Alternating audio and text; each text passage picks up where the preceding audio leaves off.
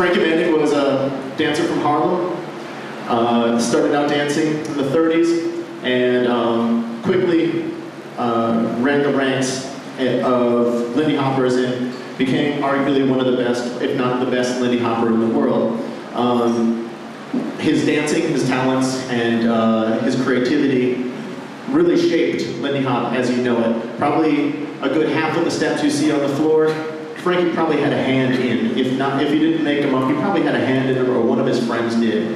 And Frankie was a kid, basically, who ended up going from being some kid who danced in front of ballrooms in Harlem to being a kid who traveled all over the world performing for people like the Queen or taking a boat to Australia, along with a group of dancers called Whitey's Lindy Hoppers, were pretty much the foremost dancers of their time, and still are the foremost dancers of any time, and really spread the dance around the world, and spread the dance in New York and around the area. He performed with Count Basie, Duke Ellington, Fletcher Henderson, every single band leader you can think of. He probably knew them. He probably maybe dated some of their ex-girlfriends. He definitely had his hand in a lot of well, perhaps.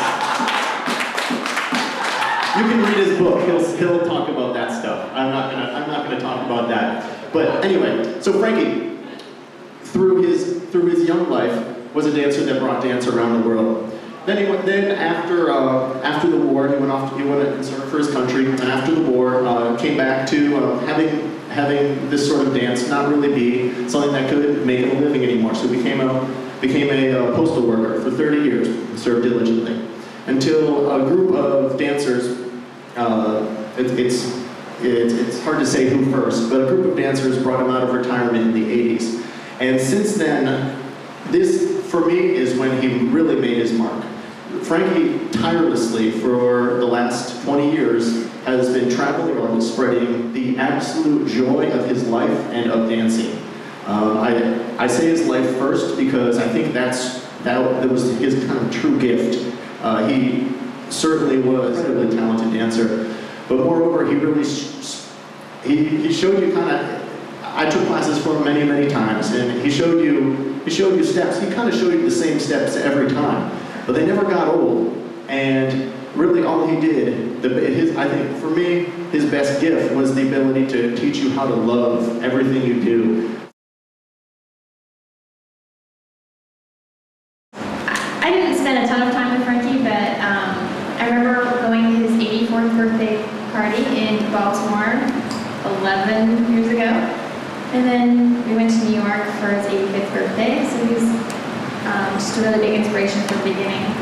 I remember he came down to Charlottesville when I was living there, and he basically came for almost no money and spent his whole weekend teaching college students how to dance, and he went to this elementary school and taught all these kids all about the history of dance. And Matt and I were really excited because we were going to drive him up to the airport, 2 hours to DC, and we're like, oh, we'll talk to him and we'll learn all about him. And but he was so tired after doing all that all weekend, he slept the whole way. But it just kind of reminds you how much effort it was for him when you're that old. Because I guess that was probably when he was about 90, or late 80s anyway. So it's really a big deal.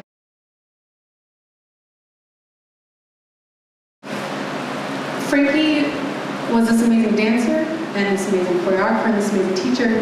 But he was so smooth. He was a ladies' man, like till the end. He was such a ladies' man.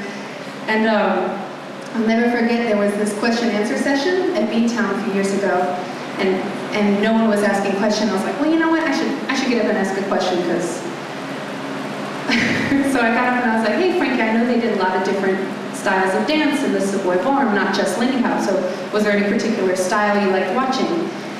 And it got a little confusing because you know how nowadays with the revival there's these styles that you know, like that Frankie never had to deal with. I mean, for us, there was like Hollywood style, and Savoy style, and then there's this style and that style, and blues and balboa and all this stuff. And he thought I meant that. I actually just meant like, did you watch People Mambo? Like, that's what I meant. But he was like, well, I didn't really, I mean, we didn't have styles back then. He was trying to explain. And then everyone at B-Town took it upon themselves to explain to him that he was answering the wrong question. And I got so embarrassed. They're like, no, Frankie, what she needs is. And I was like, I wish I never asked anything. I was so embarrassed. And you could just feel the whole room was falling apart. And everyone was like, ugh, trying to explain the semantics. And I just wanted to like, I wanted the earth to swallow me whole. And then Frankie kind of like got this glimmer in his eye because he's such a performer and he likes the ladies. And he just went, like, he cut through everybody trying to explain this to him. And he went, hey, what's your name? And I said, Naomi. And he said, that's the style I like to watch.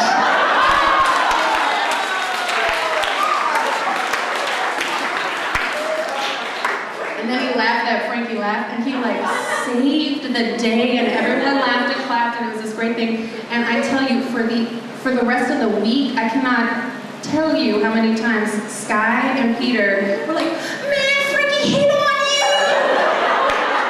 Man, Frankie backed on you, and it totally worked. You would totally go with him. I'm like, yes, I would. They're like, oh my God! That is definitely, you know, forget anything I do with my dance life. That is my claim to fame, that Frankie backed on me once. It had nothing to do with me. It just had to do with him being such a performer and so smooth. So very smooth.